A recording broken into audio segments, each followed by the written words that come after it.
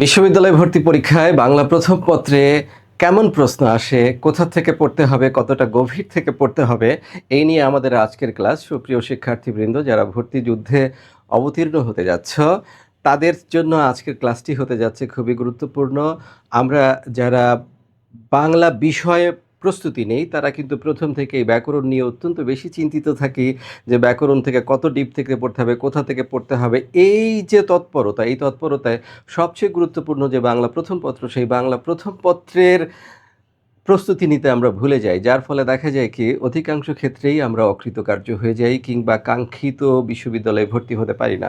তো বাংলা প্রথম পত্র অত্যন্ত গুরুত্বপূর্ণ ভর্তির ক্ষেত্রে। তো আমরা এখন দেখব কোথা থেকে কতটা গভীর থেকে প্রশ্ন আসে, আমাদের কি করতে হবে সেই সংক্রান্ত আলোচনা থাকছে আমাদের আজকের ক্লাসে।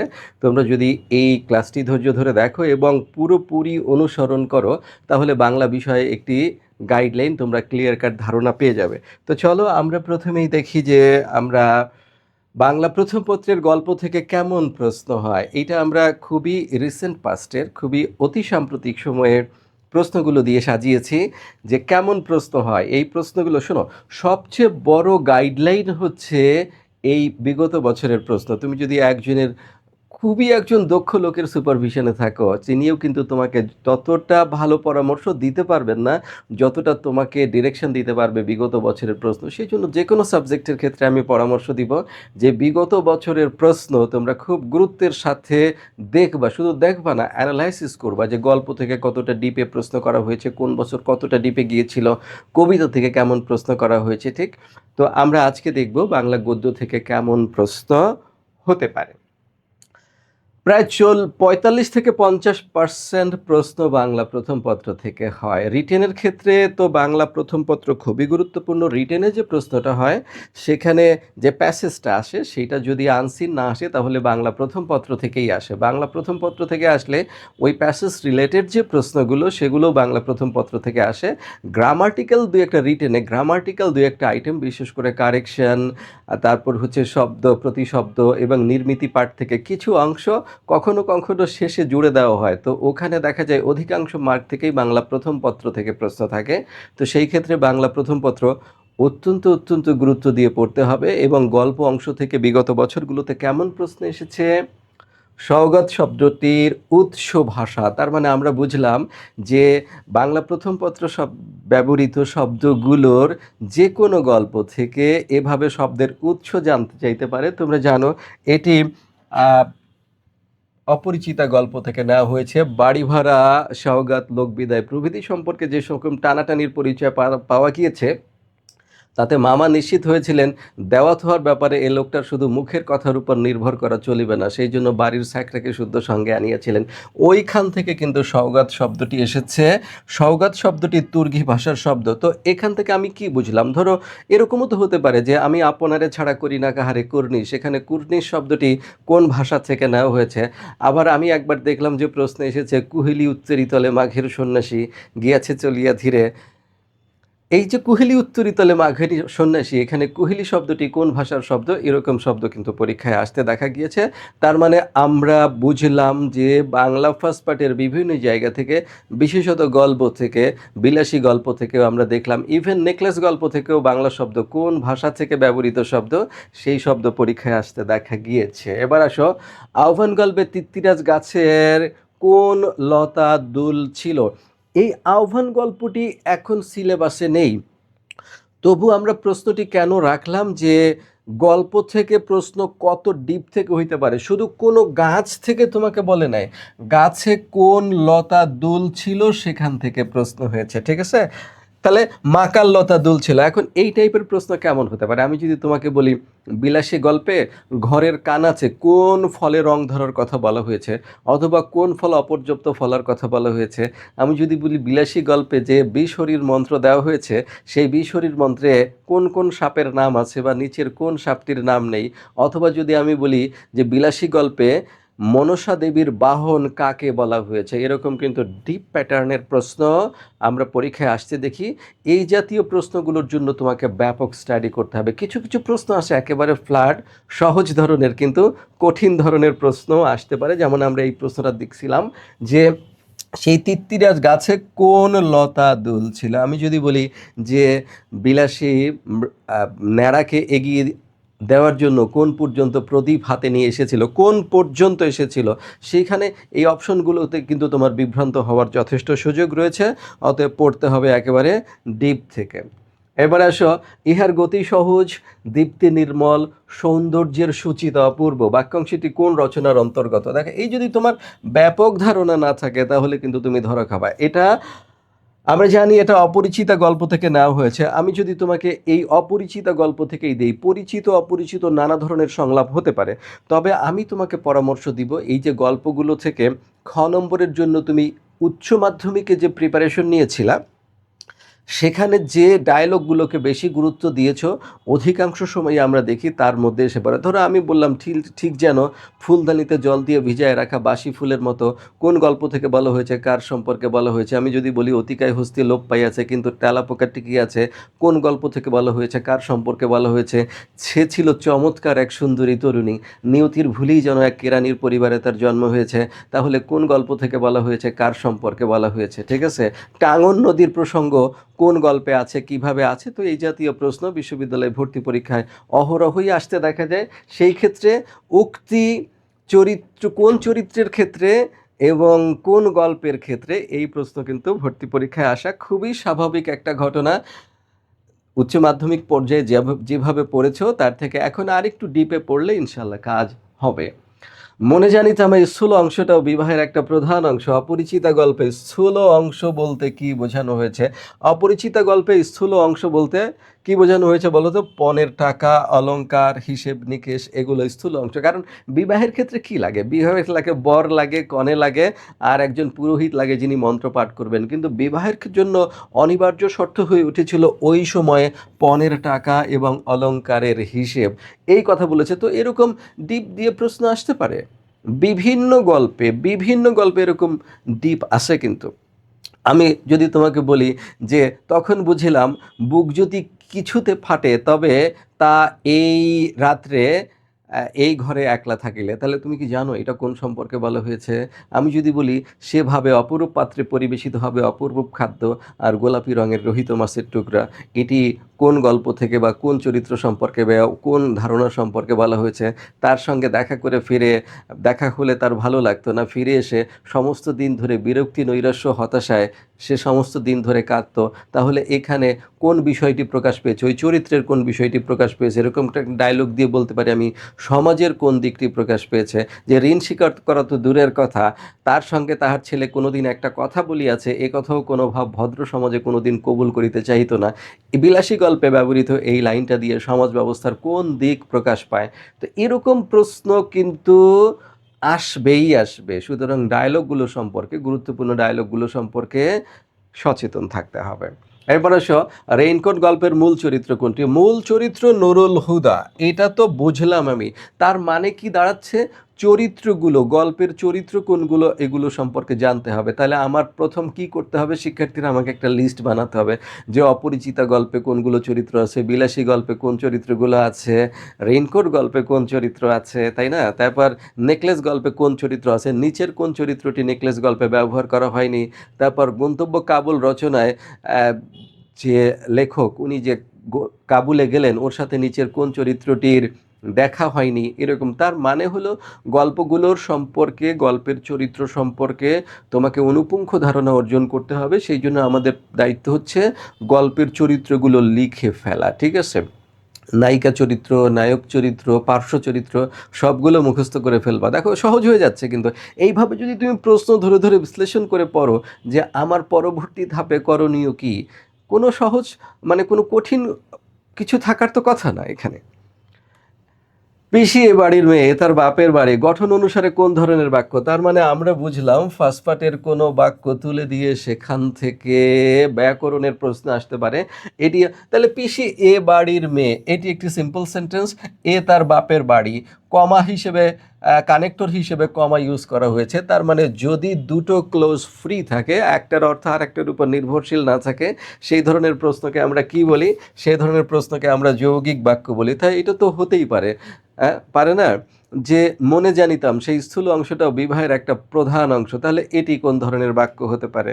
হতে পারে না যে ৮-১০ জন আ ৮-১০ জন লোক মিলিয়া তখন তাহার উপরে ঝাঁপাইয়া পড়িলাম। এই যে তাহার উপরে ঝাঁপাইয়া পড়িলাম, তাহলে এই তাহার, যাহার এগুলো দেখে কিন্তু তুমি সিম্পল সেন্টেন্স থেকে কমপ্লেক্স সেন্টেন্স মনে করে আ অ বিভ্রান্ত হয়ে যেতে পারো। সেই কারণে যেকোনো সেন্টেন্স তুলে দিয়ে, আবার এমনও হতে পারে, আমি এমনও দেখেছি, অবশেষে তিনি বৃক্ষডাল থেকে অবতরণ করলেন।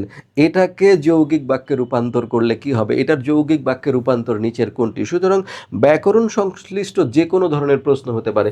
এরকম একটা তুলে দিয়ে আমি একটা শব্দের নিচে দাগ দিয়ে দিব, তখন বলবো এটা কেমন ধরনের ব্যাকরণিক শব্দ? এই জাতীয় প্রশ্ন পরীক্ষায় আসতে দেখা যায়। থিঙ্কিংটা একটু তোমাকে বিস্তৃত করতে হবে। এবার আসো বিলাসী গল্পে কোন পুরুষের জবানিতে লেখা, তার মানে গল্পগুলোর লেখার জবানি কি, জবানি কোন জবানিতে লেখা হয়, তাহলে আমরা এটা মুখস্থ করে ফেলবো। এই যে যে গল্পগুলোর জবানিতে লেখা হয়েছে সেগুলোর পাঠ পরিচিতিতে এই জবানির পরিচয় তুমি পাবা। তাহলে বিলাসী গল্প যদি উত্তম পুরুষের জবানিতে লেখা হয়, তাহলে ধরো এটা উত্তম পুরুষের জবানিতে লেখা হয়েছে, তাহলে অপরিচিতা গল্প কোন পুরুষের জবানিতে লেখা হয়েছে, মাসি পিসি গল্পটি কেমন দিয়ে শুরু হয়েছে, সেখানে পাঠ পরিচিতি আদৌ জবানির কথা আছে কিনা, নেকলেস গল্পটি যেভাবে শুরু করা হয়েছে, কিংবা গন্তব্য কাবুল অথবা কপিল দাস মুর্মুর শেষ কাজ, সেখানে এই যে সেন্ট্রাল পয়েন্ট অফ ভিউ কিনা, side character point of view কিনা, এই পয়েন্ট অফ ভিউগুলো কেমনে ইউজ করা হয়েছে সেই বিষয়ক টিকা পাঠ পরিচিতিতে কোনো তথ্য আছে কিনা, সেই তথ্যগুলো মাথায় রাখতে হবে। খুড়ামশাই ১৬ আনা বাগান দখল করিয়া, এই বাক্যে ১৬ আনা কোন, এইটাই একটু আগে বলছিলাম, এই দেখো ১৬ আনা, তাহলে ১৬ একটি সংখ্যাবাচক শব্দ, এর সাথে একটি পরিমাণ দেওয়া হয়েছে, অতএব এটি পরিমাণবাচক কি হবে? এটি পরিমাণবাচক বিশেষণ। এরকম নানা ধরনের হতে পারে, নানা ধরনের হতে পারে। আমি যদি বললাম, ধরো রেইনকোট থেকে আমি একটা তোমাকে দিলাম, আমি বললাম সে বাসে উঠলে রেইনকোট বেয়ে তার পানি পড়তে লাগলো বাসের ভিজে মাটিতে। এখানে মাটিতে শব্দটি কোন ধরনের ব্যাকরণিক শব্দ, তাই তো? তাহলে এটি ক্রিয়ার স্থান বুঝিয়েছে বলে, অর্থাৎ পানি পড়ার স্থান বুঝিয়েছে বলে সেটি অ্যাডভার্ব প্লেস বা স্থানবাচক ক্রিয়া বিশেষণ। তো এইভাবে যে কোনো জায়গা থেকেই কিন্তু প্রশ্ন হতে পারে। এরপর আসো বিলাসীর মৃত্যু কিভাবে হয়েছিল, তাহলে বিষ পানে আত্মহত্যা করে হয়েছিল, তাই তো? বিলাসী কিসের বিষ পান করেছিল? তাহলে বিলাসী সাপের বিষ পান করেছে। এরকম যে কোনো চরিত্রের অ্যাকশন, যে কোনো ধরনের কাজের বর্ণনা, যে কোনো ধরনের পরিণতি, এটা কবিতা থেকেও হতে পারে, তাই তো? কবিতা থেকেও হতে পারে। আজকে যেহেতু আমরা গল্প আলোচনা করছি, সেই জন্য গল্পের ক্ষেত্রেই যাই। এভাবে যে কোনো চরিত্রের পরিণতি দিয়ে প্রশ্ন আসতে পারে। রসন চৌকি বাদ্যযন্ত্রগুলোর ঐকতান, এইটা টিকা ও পাঠ পরিচিতি থেকে এসেছে। তার মানে আমরা বুঝলাম ও টিকা ও পাঠ পরিচিতি, গল্পের টিকা ও পাঠ পরিচিতি। টিকা ও পাঠ, যে কয়টা প্রশ্ন দেখলাম এর মধ্যে ২-৩টাই কিন্তু টিকা ও পাঠ পরিচিতি থেকে এসেছে। সুতরাং টিকা ও পাঠ পরিচিতি আগে পড়েছো কি পড়ো নাই সেটা ভুলে যাও, এখন পড়তে হবে সেটাই জেনে রাখো। কারণ বাংলা বিশ্ববিদ্যালয়ে ভর্তি পরীক্ষার ক্ষেত্রে সবচেয়ে গুরুত্বপূর্ণ একটা সাবজেক্ট। এইখানে ১-২ নম্বর কম পেয়ে গেলে, ১ নাম্বার কম পেয়ে গেলে তুমি ১০০-২০০ সিরিয়ালের পিছনে চলে যাবে। সেই ক্ষেত্রে ভালো একটা বিশ্ববিদ্যালয়ের চান্স কনফার্ম করতে হলে বাংলা কিন্তু খুবই গুরুত্বপূর্ণ বিষয়, তাই তো? এবার সানাই ঢোল কাশি, তাহলে সানাই বাঁশি কাশি, সানাই তবলা কাশি, সানাই মৃদঙ্গ কাশি, এইগুলো তো সানাই ঢোল কাশি এগুলো। এখন যদি আমি বলি বিলাসী গল্পে ২-৩খানা গ্রাম পার হতে গিয়ে যে সমস্ত ফলের প্রসঙ্গ এসেছে, সেই ফলগুলোর পর্যায়ক্রমিক সিরিয়াল কোনটি? প্রথমে কোন ফলের নাম বলেছে, তারপর বইচি কখন বলেছে, আনারস কখন বলেছে, আম কখন বলেছে, কাঁঠাল বলেছে কিনা, বা খেজুর মেথি কখন বলেছে, এই সিরিয়ালগুলো তোমাকে ঠিক করতে হবে। আবার যদি আমি তোমাকে বলি মাসি পিসি কিভাবে জীবিকা নির্বাহ করে, তো জীবিকা নির্বাহের ক্ষেত্রে নিচের কোন পেশাটি মাসি পিসির ক্ষেত্রে প্রযোজ্য, অথবা নিচের কোন পেশাটি প্রযোজ্য নয়? এই যেমন মনে করো কাঁথা সেলাই করা, ডালের বড়ি বিক্রি করা, হোগলা গাঁথা, শাক পাতা ফলমূল ডাটা কুড়ানো, আর বাজারে গিয়ে সবজি বিক্রি করা। এই যে সিরিয়ালগুলো, এই সিরিয়ালগুলো তোমাকে মনে রাখতে হবে। এই জাতীয় প্রশ্ন সহজ হয় না, একটু ডিপ থটের প্রশ্ন হয়। নেকলেস গল্পটি সর্বপ্রথম কোন ভাষায় রচিত হয়েছিল? তার মানে রাইটের যেহেতু ফরাসি, তাহলে ফরাসি ভাষায় রচিত হয়েছিল, ফরাসি ভাষায় রচিত হয়েছিল। এই জাতীয় প্রশ্ন খুব কম আসে। এটি যেহেতু বিদেশি ভাষার গল্প, সেই জন্য বিদেশি ভাষা থেকে এসেছে, তাই তো? এটা নিয়ে আমাদের তেমন কোনো আলোচনা নেই। রেইনকোট গল্পের রচয়িতার নাম কি? এই যে রচয়িতার নাম, এই রচয়িতার নামগুলো কিন্তু বিখ্যাত রাইটার সম্পর্কে আসবে না, যেগুলো আমরা খেয়াল করি না। তুমি একটু চিন্তা করে দেখো তো, তুমি তো রিসেন্ট টাইম ইন্টার পরীক্ষা দিয়েছো, আমি যদি তোমাকে বলি গন্তব্য কাবুল যে লেখাটা তুমি পড়েছো তার রচয়িতার নাম কি, আমি যদি তোমাকে বলি কপিল দাস মুর্মুর রচয়িতার নাম কি, তুমি কিন্তু তাৎক্ষণিকভাবে এলোমেলো হয়ে যাবে। সেই ক্ষেত্রে যাদের সম্পর্কে একটু কম আলোচনা হয় তাদের সম্পর্কে এটা আসে, এবং কখনো কখনো দেখা যায় যে রাইটার ঠিক আছে কিন্তু নামের স্পেলিং ঠিক নাই, নামের বানান ঠিক নাই। যেমন শামসুর রাহমান, এরকম যদি আমি বলি যে ধরো এইখানে যেগুলো আছে, এই যে হাসান আজিজুল হক, আল মাহমুদ, সেলিনা হোসেন, আখতারুজ্জামান ইলিয়াস, তাহলে রেইনকোট গল্পে কি আখতারুজ্জামান ইলিয়াস, আমি এই খয়ের জায়গায় ক দিয়ে দিব তোমাকে একটা বানানের মধ্যে, ঠিক আছে? তো এই আখতারুজ্জামান ইলিয়াস বানান কি, এখানে জয়ের সাথে জ লাগানো আছে, আমি জয়ের সাথে জ হস চিহ্ন দিয়ে তোমার দিব। ইলিয়াসের এখানে আমি স চেঞ্জ করে দিব, দিতে পারি না? দিতে পারি। সুতরাং আমরা কি বুঝলাম যে লেখক সম্পর্কে, গল্পগুলোর লেখক সম্পর্কে আমাকে ভালো করে জানতে হবে, তাদের নামের বানান এবং কোন গল্পের সাথে কার নাম রয়েছে সেটা। ওই সময় কিন্তু তোমার মাথায় প্রচুর পরিমাণে টেনশন থাকবে, তুমি চাইলেই মাথা ঠান্ডা রাখতে পারবে না। বিশ্ববিদ্যালয়ে ভর্তি পরীক্ষা মনে রাখতে হবে, তুমি কিন্তু বোর্ড পরীক্ষা যখন দিয়েছো তখন তোমার 4টা সেট ছিল, এখন বিশ্ববিদ্যালয়ে যতজন ক্যান্ডিডেট ততগুলো সেট, একটা সেটের সাথে আরেকটা সেটের বিক্ষেপ কোনোভাবেই মেলার কোনো সুযোগ নেই। তো এত সব আয়োজন দেখে, এত সব সিকিউরিটি দেখে তোমার জানা বিষয়গুলোও কিন্তু এলোমেলো হয়ে যেতে পারে। সেই জন্য খুবই স্থিরভাবে, খুবই সুন্দরভাবে, খুবই ব্যাপকভাবে জানা ছাড়া তোমার সফলকাম হওয়ার সম্ভাবনা কমে যায়। এবার দেখো রেইনকোট গল্পের প্রিন্সিপালের নাম কি? রেইনকোট গল্পের প্রিন্সিপালের নাম হচ্ছে কে? ডক্টর আফাজ আহমেদ। তাহলে আমি যদি এখন জিজ্ঞেস করি রেইনকোট গল্পে পিওরের নাম কি, আমি জিজ্ঞেস করি রেইনকোট গল্পে নুরুল হুদার বউয়ের নাম কি, জিজ্ঞেস করতে পারি না? রেইনকোট গল্প থেকেই জিজ্ঞেস করতে পারি। আমি যদি জিজ্ঞেস করি নেকলেস গল্পে মাদাম লইসেলের বান্ধবীর নাম কি, কে কে এই এর মধ্যে মাদাম লইসেলের বান্ধবী কে কে? তারপর যদি আমি জিজ্ঞেস করি তোমাকে এরকম বিলাসী গল্প থেকেও আমি জিজ্ঞেস করতে পারি, বিলাসী গল্পে কে সন্ন্যাস ব্রত গ্রহণ করতে গিয়েছিল, সে কতদিন পর ফিরে এসেছিল। এইভাবে চরিত্র দিয়ে, এইভাবে ঘটনা দিয়ে, এভাবে জায়গা দিয়ে অনেক প্রশ্নই হতে পারে। মাদাম লুইসেল ব্যথিত হওয়ার কারণ কি? পিতার দারিদ্র্য, স্বামীর অসুস্থতা, বাসকক্ষের দারিদ্র্য, দামি গহনার অভাব, সবগুলোই দুঃখের। কিন্তু সরাসরি যখন এই জাতীয় সবগুলো প্রাসঙ্গিক মনে হবে তোমার কাছে, সবগুলো যখন প্রাসঙ্গিক মনে হবে, তখন তুমি দেখবা যে এর মধ্যে সরাসরি কোনোটা উল্লেখ করা আছে কিনা, অর্থাৎ জ্ঞানমূলক টাইপের ক্ষেত্রে সরাসরি উল্লেখ আছে কিনা। যেমন তোমার বাসকক্ষের দারিদ্র্য, হতশ্রী দেয়াল, জীর্ণ চেয়ার, বিবস্ত্র জিনিসপত্রের জন্য সে ব্যথিত হতো। যে খর্বকায় ব্রেটন তার সাধারণ ঘরটি নির্মাণ করেছিল, তাকে দেখলেই তার মনে বেদনা বড় দুঃখ আর বেপরোয়া সব ভাব জেগে উঠতো। তাহলে আমি যদি বলি বেপরোয়া ভাব জেগে উঠতো মাদাম লুইসেলের কোন প্রসঙ্গে, তার মানে খর্বকায় ব্রেটনকে দেখলে বেপরোয়া সব ভাব জেগে উঠতো, তাই তো? এখন আমি যদি বলি নিচের কোনটি বেপরোয়া ভাবের অন্তর্ভুক্ত, তখন তুমি কি উত্তর দিবা? সেটার জন্য তোমাকে প্রস্তুত থাকতে হবে। অপরিচিতা গল্পে কল্যাণীর বাবার পেশা কি ছিল? কল্যাণীর বাবার পেশা ছিল ডাক্তারি। এখন যদি বলি অনুপমের বাবার পেশা কি ছিল, তাহলে অনুপমের বাবার পেশা ধরো ছিল ওকালতি।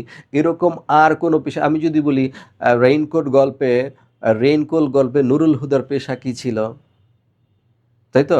এরপর যদি আমি বলি নেকলেস গল্পে মাদাম লুইসেলের পিতার পেশা কি ছিল, আসে কিন্তু স্পষ্ট করে লেখা, খুঁজে নিবা, এগুলো পড়তে শুরু করে দাও আল্লাহর নামে।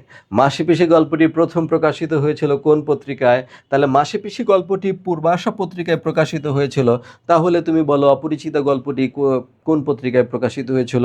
বিলাসী গল্পটি কোন পত্রিকায় প্রকাশিত হয়েছিল, তাই তো? তাহলে বিলাসী ভারতী পত্রিকা, আমি পত্রিকার নাম দিয়ে দেবো, ভারতী পত্রিকায় নিচের কোন পত্রিকা বা গল্পটি প্রকাশিত হয়েছিল?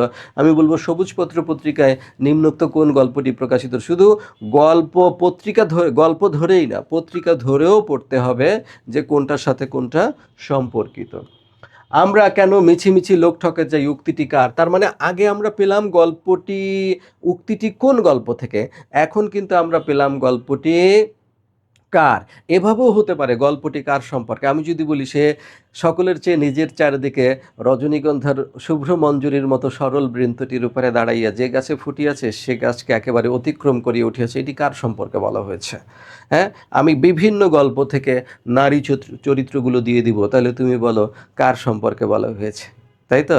আমি যদি বলি চঞ্চল কালের ক্ষুব্ধ হৃদয়ের উপর ফুলটির মতো ফুটিয়াছ, তাহার ঢেউ লাগিয়ে একটি পাপড়িও টলে নাই, অপরিমেয় কোমলতায় দাগটুকু পড়ে নাই। এটি কোন চরিত্র সম্পর্কে বলা হয়েছে?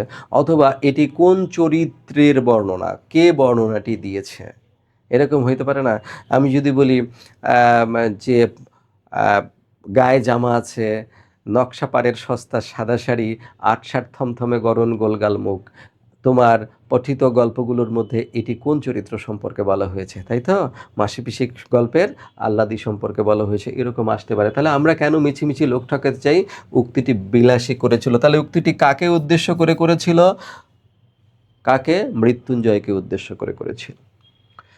লয়সেল পরিবারে কোথায় বাস করতো? তাহলে লয়সেল পরিবার বাস করতো মার্টার স্ট্রিটে। এখন যদি আমি বলি নুরুল হুদা কোথায় বাস করতো?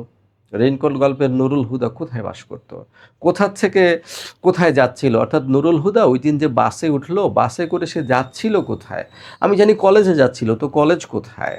নুরুল হুদা কোন স্টেশন থেকে উঠেছিল, কোন স্টেশনে নেমেছিল? সরি, এরকম কোনো ইঙ্গিত যদি থাকে তাহলে সেই ইঙ্গিত তোমাকে ক্লিয়ার করতে হবে।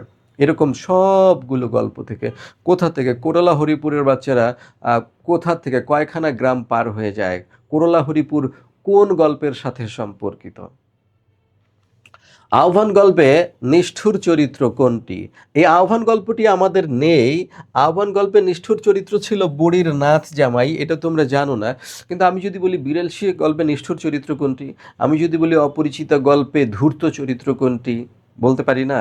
আমি যদি বলি যে একেবারেই গুরুত্বহীন মনে করা হতো কপিল দাস মুর্মুর সেচ কাজ গল্পে গুরুত্বহীন মনে করা হতো কোন চরিত্রটিকে? আমি যদি বলি কে কাকে ধমক দিয়েছিল, অন্ধকারে সে কয়টা তীর ছুঁড়েছিল, এরকম প্রশ্ন আসে। ঝিরিঝিরি বৃষ্টিতে দাঁড়িয়ে কয়জন মানুষ কোথায় অপেক্ষা করেছিল? তাহলে ঝিরিঝিরি বৃষ্টিতে দাঁড়িয়ে এটা, এখন তুমি এটা বাদ দাও। আমি যদি তোমাকে শুধু বলি এটা কোন গল্প থেকে এসেছে, তাহলে কিন্তু ঝিরিঝিরি বৃষ্টি কোন গল্প থেকে এসেছে? তাহলে এটা রেইনকোট গল্প থেকে এসেছে এবং এরা আসাদ গেটে দাঁড়িয়ে। এখন আমি যদি বলি বৃষ্টির বর্ণনা দিয়ে কোন গল্পটি তাহলে শুরু হয়েছিল? আমি যদি বলি বিলাসী গল্পটি নিচের কোন বর্ণনার মাধ্যমে শুরু হয়েছে? হতে পারে না এরকম প্রশ্ন? খুবই হতে পারে। তো প্রিয় শিক্ষার্থী বৃন্দ যারা ভর্তি যুদ্ধে অবতীর্ণ হয়েছ, আমরা তোমাদের একটু গাইডলাইন দেওয়ার চেষ্টা করলাম। আমার কথাগুলোর মধ্য দিয়ে তুমি নিশ্চয়ই বুঝে গিয়েছ যে আমাদের কতটা ডিপ থেকে পড়তে হবে। তবে ভয় পাওয়া যাবে না, ভয় পাওয়া যাবে না, পড়তে তো বেশি হবে। আমরা তো পড়তেই এসেছি, যুদ্ধ করতে নেমেছি। প্রতিপক্ষ যতই শক্তিশালী হোক, ইনশাআল্লাহ আমরা জয়লাভ করব। আমাদের চেষ্টা, আমাদের পরিশ্রম, বাবা মায়ের দোয়া, খোদা তাআলার রহমতে আমরা নিশ্চয়ই সফল কাম হব। আর আমরা তোমাদের পাশে আছি স্কুল অফ এক্সেলেন্স। ইনশাআল্লাহ আমরা সবাই মিলে চেষ্টা করে একটি কাঙ্ক্ষিত বিশ্ববিদ্যালয়, কাঙ্ক্ষিত সেট নিশ্চিত করব ইনশাআল্লাহ। সবাইকে ধন্যবাদ। আসসালামু আলাইকুম।